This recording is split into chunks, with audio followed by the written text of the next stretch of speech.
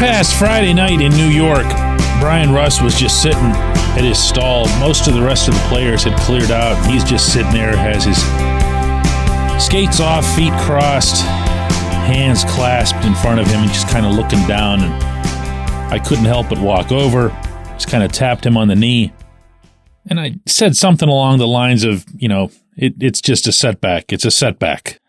And he looks up at me and says, "That wasn't our best." And man, I like that response. And you know what? I like the response the next night even better. Good morning to you. Good Monday morning. I'm Dejan Kovacevic of DK Pittsburgh Sports.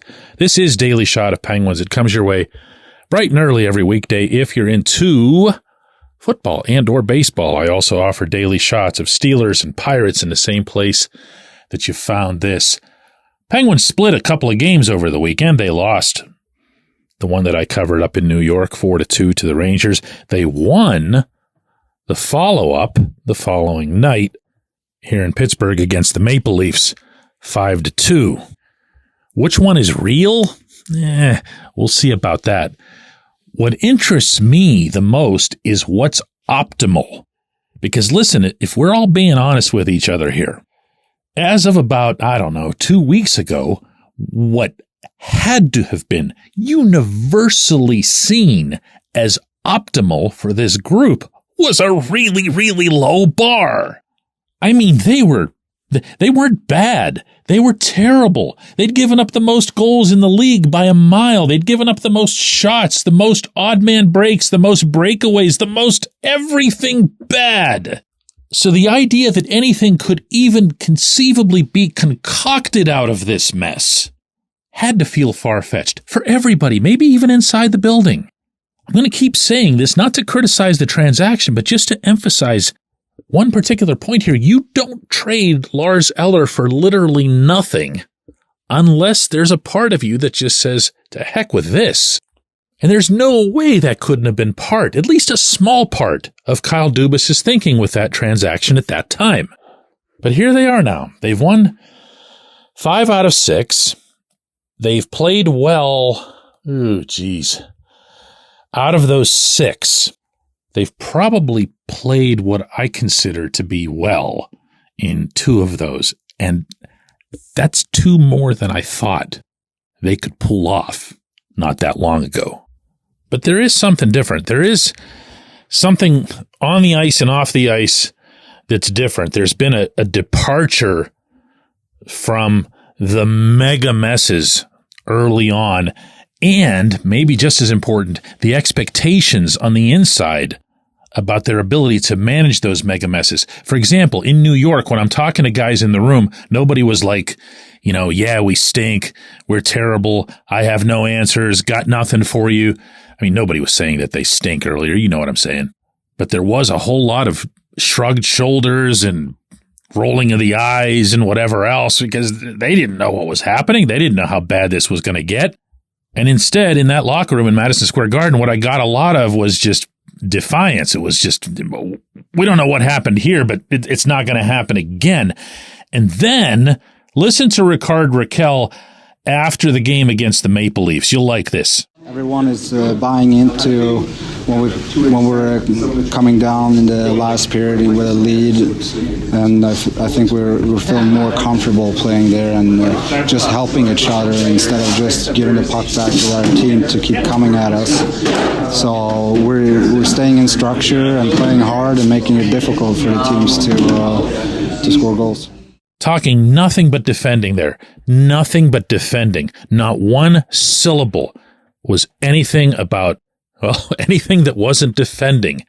And a particular note I thought was his line right there at the beginning of that clip where he says, everybody's buying in. I think they are. I think they're still making some lineup mistakes. I think they're still making some lapses, partly because of those lineup mistakes. But the one thing that I'm not sensing anymore is this vast hopelessness that rightly had been engulfing these guys. I mean, I had not seen the Pittsburgh Penguins look that pathetic defensively since the pre-Mario days. And I would not have fantasized not with any artificial help, that they could have won 5 out of 6, never mind taking out some of the better teams in the league along the path. Crazy stuff. Crazy but commendable. When we come back, J1Q. This episode is brought to you by Bet Online, your number one source for all your summer sports needs this season, from Major League Baseball, golf, NHL, NBA playoffs. Get the latest odds and lines, including all team matchups, player props, odds on just about everything that's out there. Head to the website today or use your mobile device to get in on the action. Bet Online, where the game starts. Abandoned ship, Bob. Sell the team. Are you a Pirates fan who is angry or apathetic about our perennial losing baseball team? Do you feel helpless because you don't know how to make a difference? Well, good news. We have something you can do about it. Join our Sell the Team movement. We're a group of passionate fans voicing our frustration and demanding change through billboard campaigns, press outreach, protests, and involvement at local city government meetings. Go to ourteamnothis.com to get involved.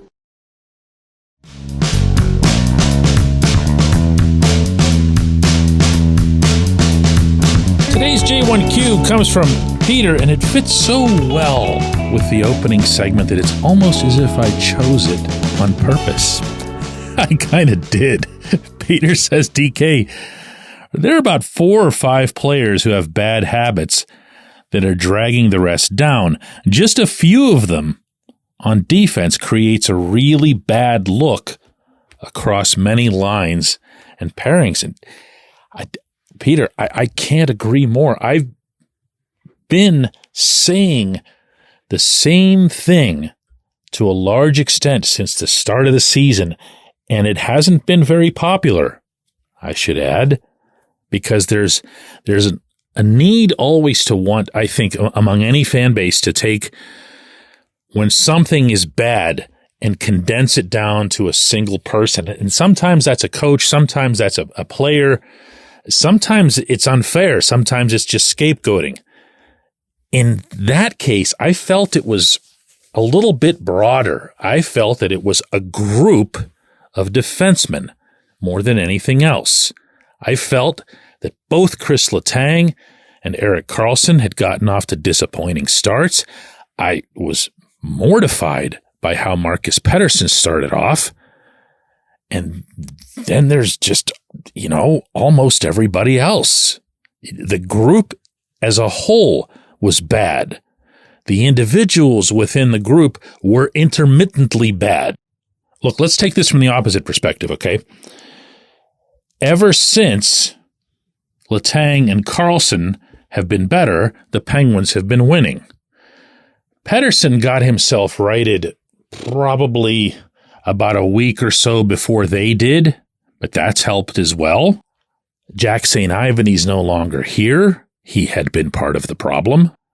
Ryan Graves had been probably, maybe, depending on how you weigh how he gets utilized, their most solid guy early on, though that wasn't saying a whole heck of a lot.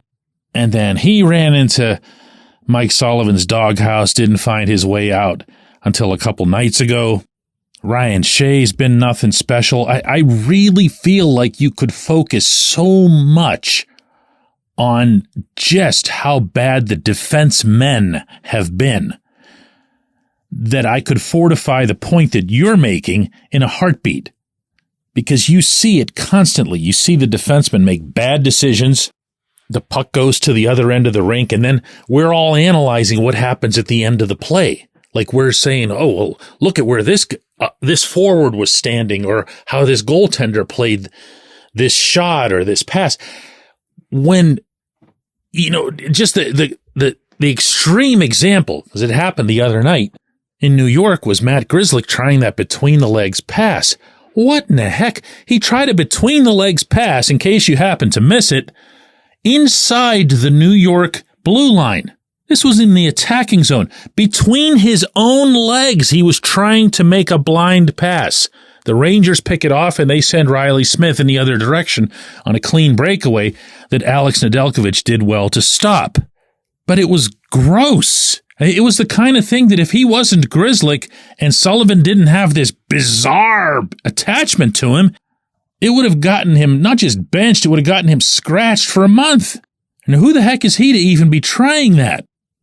But then he's still part of the problem, and he's still not out of the lineup. So you're still going to see lingering effects of all this because the defense isn't all the way right.